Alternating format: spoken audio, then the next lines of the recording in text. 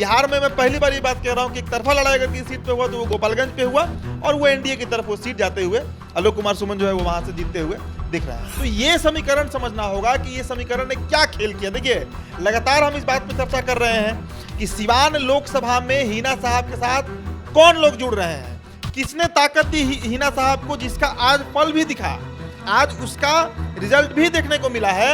बड़ा तबका जो सवर्णों का है, मैंने बोला ना कि आप दरौली की बात कीजिए, सिवान की बात कीजिए, रघुनाथपुर की बात कीजिए, जीरादेई की बात कीजिए, कहीं का बात कीजिए, सिवान में जो 6 विधानसभा है सभी जगहों पर सवर्ण मतदाताओं ने और खासकर ब्राह्मण भूमिहार राजपूत ने बढ़ चढ़कर हिना साहब को वोट किया है। देखिए गोपालगंज बहुत सेफ सीट है एनडीए के लिए, बहुत सेफ सीट। मेरा मानना है कि बिहार में अगर पूछा जाए कि सबसे सेफ सीट एनडीए के लिए कौन सा है, चाहे वो बीजेपी हो या जदयू हो, तो 2 ही 3 सीट का नाम आता है। एक पटना साहिब का नाम आता है, दूसरा गोपालगंज हम कह सकते हैं, तीसरा बक्सर भी कह सकते हैं। इस बात का डिक्लेरेशन हुआ, इसका घोषणा किया गया कि गोपालगंज, मोतिहारी और ये झंझारपुर, ये 3 सीट अगर सहनी जी को दिया गया, मुकेश सहनी को, तो उसमें गोपालगंज हारने के लिए ही दिया गया था। गोपालगंज में देखिए, गोपालगंज में जब तक कोई दमदार नेता नहीं उतरेगा महागठबंधन की तरफ से, चाहे वो 24 का चुनाव हो या 29 का चुनाव हो, एनडीए के प्रत्याशी को हराना बहुत मुश्किल। 75% 80% के आसपास भी वोट अगर भूमिहार आकाश सिंह को कर दिए होंगे तो क्लीन स्वीप एकदम आराम से महाराजगंज जो है वो आकाश सिंह, कांग्रेस वो सीट जो है वो निकाल कर ले जाएगी। 7 चरणों के चुनाव में आज 6ठे चरण का भी चुनाव बीत गया। देखिए शाम का वक्त हो रहा है और हम लोग फिर से बिहार के 40 लोकसभा सीटों में 3 सीटों पर विश्लेषण करने बैठे हैं। आज 6ठे चरण में बिहार के 8 सीटों पर मतदान थे। 3 सीट को बता दें तो गोपालगंज, महाराजगंज और सिवान, जिसको लेकर काफ़ी चर्चा भी थी। गोपालगंज से आलोक कुमार सुमन चुनावी मैदान में थे, तो वहीं पर यह सीट महागठबंधन की तरफ से वीआईपी से उम्मीदवार प्रेमनाथ चंचल जो हैं वह चुनावी समर में थे। आलोक कुमार सुमन जो है पेशे से डॉक्टर हैं और वीआईपी को जो इस सीट मिला, लालू प्रसाद यादव का गृह जिला भी कहा जाता है गोपालगंज, लेकिन लालू प्रसाद यादव ने इस सीट वीआईपी की झोली में डाल दी। तो वहीं अगर महाराजगंज की बात करें तो एक तरफ जनार्दन सिंह सिकरीवाल थे, 2 बार से सांसद हैं, अगर इस बार जीते तो हैट्रिक लगा लेंगे, और उनके सामने अखिलेश प्रसाद सिंह के बेटे आकाश कुमार सिंह जो है वह चुनावी समर में थे, युवा हैं, काफ़ी चर्चा भी उनकी है। और तीसरी तरफ अगर बात करें सिवान की, तो सिवान जो है काफ़ी हॉट सीट बना हुआ है। सिवान में बाहुबली सांसद शाहबुद्दीन, दिवंगत शाहबुद्दीन की पत्नी हिना साहब जो थी वह चुनावी मैदान में निर्दलीय तौर पर थी, काफ़ी चर्चा उनकी हो रही है। दूसरी तरफ जो है जेडीयू प्रत्याशी विजय लक्ष्मी कुशवाहा थी और तीसरे तरफ जो है अवध बिहारी चौधरी जो है चुनावी सफर में थे, आरजेडी के उम्मीदवार के तौर पर थे, पहली बार वो भी चुनाव लड़ रहे हैं। तो तीनों सीटों पर बात करने के लिए क्या कुछ हुआ आज के मतदान में, किसका पलड़ा भारी है, किसकी जीत हो रही है, मेरे साथ मेरे सहयोगी उदीप तारण मौजूद हैं। क्या लग रहा है? सबसे पहले गोपालगंज की अगर बात करें, सिवान की अगर बात करें, हॉट सीट है सिवान, ठीक है। सिवान की अगर बात करें तो बाहुबली की पत्नी थी दिवंगत शाहबुद्दीन की, काफ़ी चर्चा थी हिना साहब की। दूसरी तरफ विजय लक्ष्मी पंडित और विजय लक्ष्मी कुशवाहा, और तीसरी तरफ जो है अवध बिहारी चौधरी। क्या लग रहा है? लोग कह रहे थे कि जेडीयू और निर्दलीय प्रत्याशी के बीच जो है मुकाबला है, अवध बिहारी चौधरी रेस में ही नहीं है। ये गलत बात है। मेरा मानना है कि वहां पर मुकाबला आरजेडी और हिना साहब के बीच था। विजय लक्ष्मी कुशवाहा वहां रेस में ही नहीं दिखी हैं। आज का भी अगर आप रिपोर्ट पूछिए और पूछा जाए कि फर्स्ट नंबर पे कौन आएगा, सेकंड नंबर पे कौन आ सकता है, तो पहले और दूसरे नंबर की लड़ाई वहां पर अवध बिहारी चौधरी और हिना साहब के बीच है। देखिए सिवान का जातिगत समीकरण जो है ना वो बहुत कुछ तय कर देता है। अकेले सिवान लोकसभा के आप किसी विधानसभा की बात कीजिए, जीरादेई की बात कीजिए, रघुनाथपुर की बात कीजिए, दरौली का बात कीजिए, खुद सिवान विधानसभा की बात कीजिए, कहीं का बात कीजिए, अकेले 3 लाख मुस्लिम मतदाता हैं सिर्फ सिवान लोकसभा में, एक मुश्त 3 लाख, 2.5 लाख वहां यादव मतदाता है सिवान में। अगर सवर्णों की कुल आबादी जोड़ ली जाए, मतलब जो 4 जातियां आती हैं उसमें अगर ब्राह्मण भूमिहार और राजपूत को देखा जाए तो करीब 4 लाख के आसपास वो वोटर हैं। तो सिर्फ मुस्लिम और हिंदुओं के सवर्ण मतलब भूमिहार राजपूत ब्राह्मण को जोड़कर 7 लाख के आसपास ये आबादी वोटर्स की चली जाती है सिवान लोकसभा में। इसके अलावा अगर कुशवाहा वोट की बात की जाए कि कुशवाहा वोट कितना है सिवान लोकसभा में, तो कुशवाहा वोट वहां पर करीब 1,20,000 के आसपास बताया जाता है, 5,000 ऊपर नीचे हो सकता है, मतलब 1.25 लाख वोट आप मान लीजिए मैक्सिमम।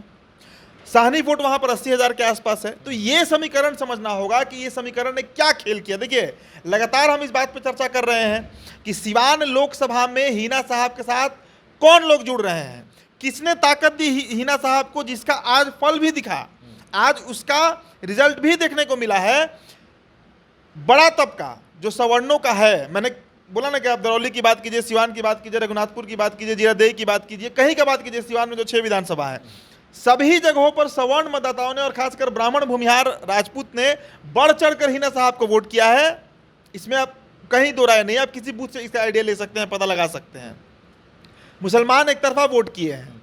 अब अवध बिहारी चौधरी मैंने क्यों कहा कि फर्स्ट सेकंड नंबर पे हो सकते हैं, क्योंकि अवध बिहारी चौधरी के साथ करीब करीब 2.5 लाख यादव मतदाता एक मुश्त उनको मतलब वो ऑलरेडी को वैसे भी करते रहे हैं ओम प्रकाश यादव के समय से ही। तो अवध बिहारी जो है उनके साथ यादव मतदाता जुड़े हैं, सहनी मतदाता जुड़े हैं, अति पिछड़ा का एक बड़ा तबका है जो उनके साथ जुड़ा है। और अगर हम मान भी ले कि पूरा कुशवाहा वोट अगर आज विजय लक्ष्मी कुशवाहा को पड़ भी गया होगा तो कितना ही वोट है, वो 1.25 लाख के आसपास है, वो 1.25 लाख के आसपास है, उससे अधिक वोट नहीं है वहां पर।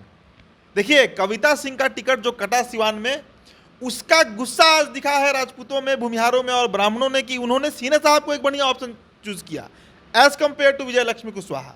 तो सिवान का खेल जो है वो पहले और दूसरे नंबर पे आ गया है, चाहे वो हिना साहब हो चाहे अवध बिहारी हो। विजय लक्ष्मी बहुत पीछे छूटते हुए दिख रही हैं, जो अब तक का रिपोर्ट आया है सिवान से। गोपालगंज की बात करें तो गोपालगंज में प्रेमनाथ चंचल पर भरोसा जताया महागठबंधन ने, वीआईपी प्रत्याशी के तौर पर उतारा चुनाव में, 3 सीट मिली ही थी वीआईपी को। एक तरफ आलोक कुमार सुमन, डॉक्टर आलोक कुमार सुमन पिछली बार भी सांसद थे, इस बार भी जो है हो सकता है, क्या लगता है कि आलोक कुमार सुमन का दबदबा रहेगा गोपालगंज में? ब्राह्मण बहुल सीट कहा जाता है, 17% लगभग हमको लग रहा है ब्राह्मण है वहाँ पर है। क्या लग रहा है कि एक तरफा मुकाबला हो गया? देखिए 17% ब्राह्मण तो आप कह रहे हैं, लेकिन इसमें आप 15% और जोड़ दीजिए हिंदुओं की अन्य जातियाँ, चाहे वो राजपूत हो, भूमिहार हो या कायस्थ हो। आप सोचिए गोपालगंज लोकसभा में अकेले कायस्थ का संख्या करीब 17,000 के आसपास है, 1.25 लाख के आसपास वहाँ पर राजपूत मतदाता है और 1.5 लाख के आसपास वहाँ पर भूमिहार मतदाता है। तो कलेक्टिव वोट जो है ना सवर्णों का, देखिए गोपालगंज बहुत सेफ सीट है एनडीए के लिए, बहुत सेफ सीट। मेरा मानना है कि बिहार में अगर पूछा जाए कि सबसे सेफ सीट एनडीए के लिए कौन सा है, चाहे वो बीजेपी हो या जदयू हो, तो 2 ही 3 सीट का नाम आता है। एक पटना साहिब का नाम आता है, दूसरा गोपालगंज हम कह सकते हैं, तीसरा बक्सर भी कह सकते हैं। हालांकि बक्सर में इस बार खेल दूसरा है, उस पर हम बाद में चर्चा करेंगे, लेकिन गोपालगंज बहुत सेफ सीट है। ब्राह्मण भूमिहार राजपूत और कायस्थ मिलाकर वहां पे करीब 30 से 32% एक मुश्त वोट जो है ना, वो जदयू प्रत्याशी आलोक कुमार सुमन को चला गया है। वो पिछले बार भी गया था, उसमें टूट नहीं हुआ है। लेकिन काउंटर में अगर आप देखिए प्रेमनाथ चंचल, प्रेम पासवान है, कितने वोटर उनके साथ जुड़े हैं, तो यादव मतदाता उनके साथ जुड़े, यादवों का वोट उनको मिला है वहां पर। पासवान समाज का भी पूरा वोट जो है ना, वो प्रेमनाथ पासवान को नहीं मिला है, जो खबर आया है उसमें भी 25-30% टूटकर एनडीए के साथ चला गया है। तो बड़ा सेफली, बड़ा आराम से हम गोपालगंज के बारे में ये बात कह सकते हैं। और देखिएगा 4 जून को जब रिजल्ट आएगा तो ये बात साफ हो जाएगा कि आराम से वहां पर प्रेम चंचल जो है, प्रेम पासवान जो है, वो इस सीट पर फतह पा रहे हैं। तो भले ही अन्य सीटों पर क्या गुणागण थे वो छोड़ दीजिए, लेकिन गोपालगंज एक सेफ सीट था। और देखिए हम बार बार कह रहे हैं कि जिस दिन इस बात का डिक्लेरेशन हुआ, इसका घोषणा किया गया कि गोपालगंज, मोतिहारी और ये झंझारपुर, ये 3 सीट अगर सहनी जी को दिया गया, मुकेश सहनी को, तो उसमें गोपालगंज हारने के लिए ही दिया गया था। गोपालगंज में देखिए, गोपालगंज में जब तक कोई दमदार नेता नहीं उतरेगा महागठबंधन की तरफ से, चाहे वो 24 का चुनाव हो या 29 का चुनाव हो, एनडीए के प्रत्याशी को हराना बहुत मुश्किल है। एक तो वो आरक्षित सीट है, दूसरा जब तक साधु यादव वहां पर लड़ते रहे तब तक लड़ाई होती थी। लेकिन आज के संदर्भ में अगर आप पूछे, देखिए मुस्लिम मतदाता भी है वहाँ पर, दियर का जो इलाका है, गंडक का जो किनारे का इलाका है, या टाउन में भी देखिए गोपालगंज में भी आपको मुस्लिम मिल जाएंगे, भरौली में भी मिल जाएंगे, हथुआ में भी कुछ मुसलमान मिल जाएंगे। लेकिन वो हार जीत तय नहीं करा पाते हैं, वो डिसिसिव वोटर इतने बड़े नहीं हैं। जहाँ तक अति पिछड़ों की बात है तो अति पिछड़ा वोट है वहाँ पर करीब 20 से 25% के आसपास, 22-23% वहाँ अति पिछड़ों का वोट है, लेकिन वो अति पिछड़ा भी जाता है एनडीए के साथ। तो गोपालगंज में बड़ा क्लीन लड़ाई है, बहुत आराम से वहां पे फाइट हुआ है। और एक तरफा बिहार में मैं पहली बार ये बात कह रहा हूं कि एक तरफा लड़ाई अगर किसी सीट पे हुआ तो वो गोपालगंज पे हुआ, और वो एनडीए की तरफ वो सीट जाते हुए आलोक कुमार सुमन जो है वो वहां से जीतते हुए दिख रहा है। महाराजगंज की बात करें, बिहार का दूसरा चित्तौड़गढ़ कहा जाता है। एक तरफ जनार्दन सिंह सिकरीवाल थे, दूसरी तरफ आकाश कुमार सिंह, अखिलेश प्रसाद सिंह के बेटे। क्या लग रहा है राजपूत वोटर किसके तरफ गए हैं? क्या अखिलेश प्रसाद सिंह के बेटे आकाश कुमार सिंह पर भरोसा जताया है? कुछ लोग ये भी कह रहे थे कि महाराजगंज में कुछ काम नहीं हुआ, और एक बुजुर्ग प्रत्याशी को हम लोग नहीं देखना चाहते हैं, एक युवा प्रत्याशी को हम लोग देखना चाहते हैं। क्या लग रहा है आकाश कुमार सिंह का दबदबा रहेगा? देखिए राजपूत वोटर्स की आप बात कर रहे हैं, लेकिन अगर पूछा जाए कि महाराजगंज में सर्वाधिक वोट किस जाति की है तो भूमिहारों की है। 3,20,000 के आसपास वहां पर भूमिहार मतदाता है, और ये जाति जनगणना का रिपोर्ट हम बता रहे हैं। और 3,10,000 के आसपास, 3,09,000 के आसपास वहां पर राजपूत मतदाता है। ये वोटर्स की संख्या है। तो अगर एक मुश्त राजपूत वोट जनार्दन सिंह सिग्रीवाल को चला भी गया तो भी हार जीत का वो फैसला नहीं कर सकता है जब तक भूमिहार किधर वोट कर रहे हैं इस पर तय करेगा कि कौन जीतेगा कौन हारेगा। इसके अलावा सहनी वोट भी है वहां पर, कुशवाहा वोट भी वहां पर 7-8% के आसपास है, मल्लाह वोट है, तांती तत्वा का वोट है, यादव मतदाता वहां पे 2.5 लाख के आसपास है महाराजगंज में।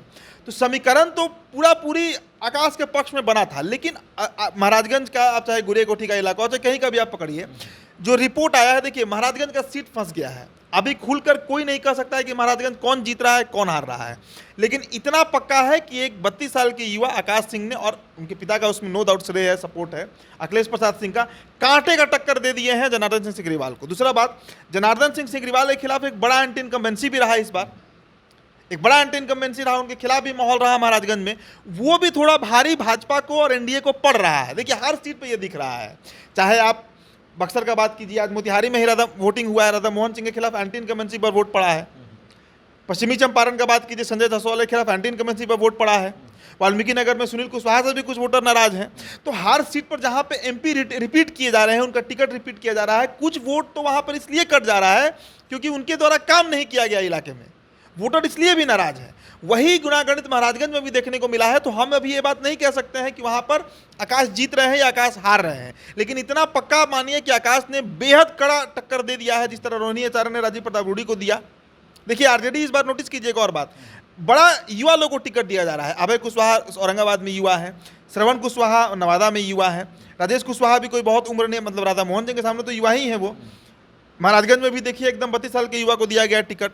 तो कई सीटों पर इस तरह का एक्सपेरिमेंट महागठबंधन ने किया है और इसका फायदा भी मिल रहा है। तो महाराजगंज का सीट फंस गया है, कांटे की टक्कर है। भूमिहार किधर वोट किए हैं, हालांकि वो पता भी नहीं लग पा रहा है किधर वोट भूमिहार किए हैं महाराजगंज में, लेकिन अगर आप मान कर चलिए कि एक मुश्त भूमिहारों का वोट अगर आप 75%, 80% के आसपास वोट अगर भूमिहार आकाश सिंह को कर दिए होंगे तो क्लीन स्वीप एकदम आराम से महाराजगंज जो है वो आकाश सिंह, कांग्रेस वो सीट जो है वो निकाल कर ले जाएगी। शुभम, चलिए, तो कांटे की टक्कर है। महाराजगंज की बात हम लोग ने की, गोपालगंज की बात की, साथ ही साथ सिवान की भी बात की। तो सिवान में जो है कड़ा टक्कर जेडीयू और माफ़ कीजिएगा हिना साहब जो निर्दलीय प्रत्याशी हैं उनके और आरजेडी के बीच है। तो वहीं गोपालगंज एक तरफा जो है वो जेडीयू जीत रही है, आलोक कुमार सुमन जो है वो गोपालगंज जीत रहे हैं। और महाराजगंज में भी जो है कांटे की टक्कर है, आकाश कुमार सिंह जो है वो जनार्दन सिंह सिग्रीवाल को कड़ी टक्कर देते हुए नजर आ रहे हैं। तो आपको क्या लगता है इन तीनों सीटों के बारे में, किसका दबदबा रहेगा, कौन जीतेगा कौन हारेगा? आप भी हमारे साथ साझा कर सकते हैं। धन्यवाद।